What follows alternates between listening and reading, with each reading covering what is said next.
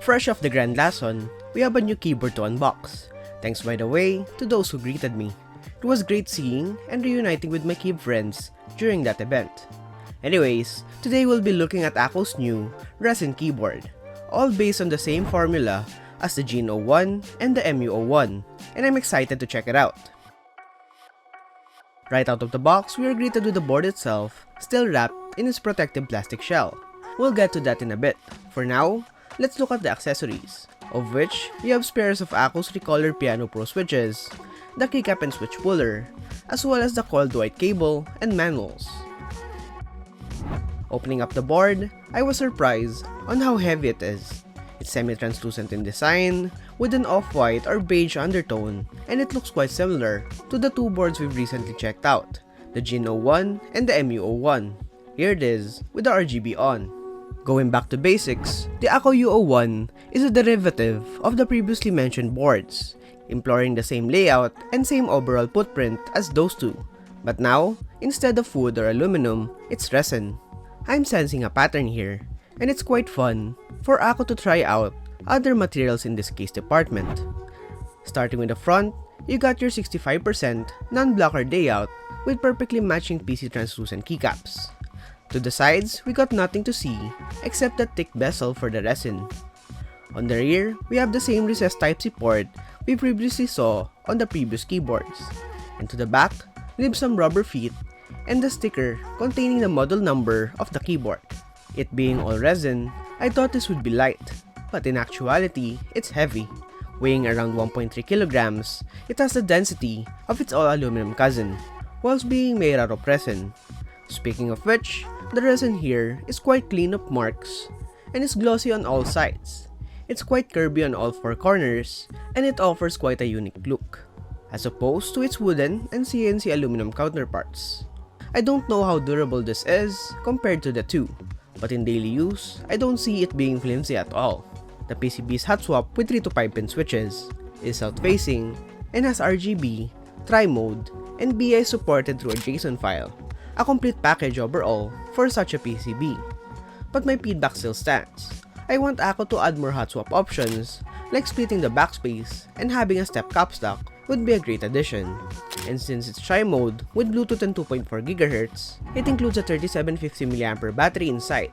Not as big as the AL68 we checked out last video, but quite sufficient enough for a week's use with RGB on. And I've got no dropped inputs while using this with my tablet or PC at all.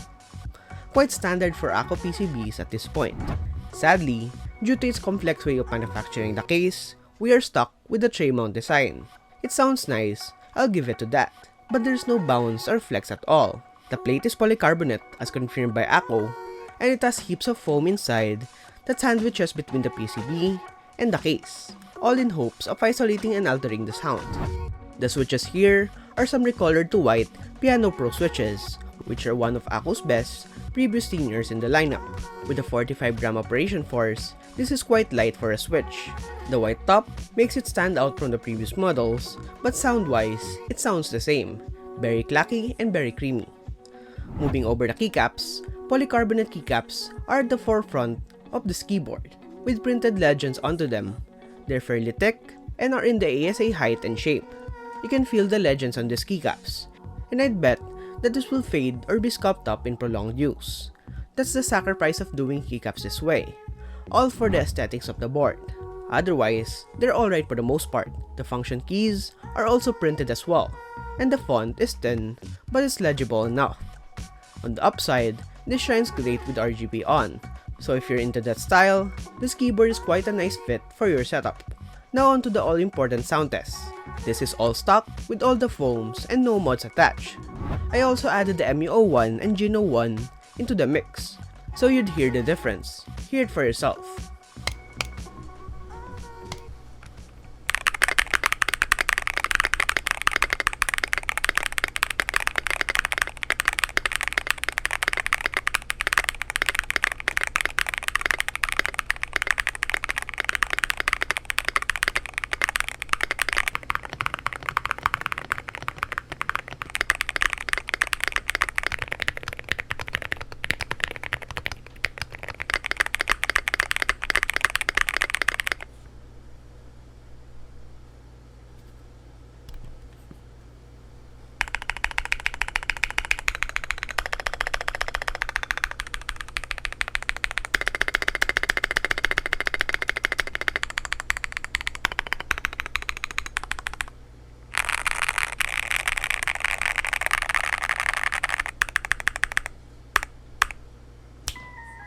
The resin case and the PC keycaps really helped out the sound of the Piano Pros.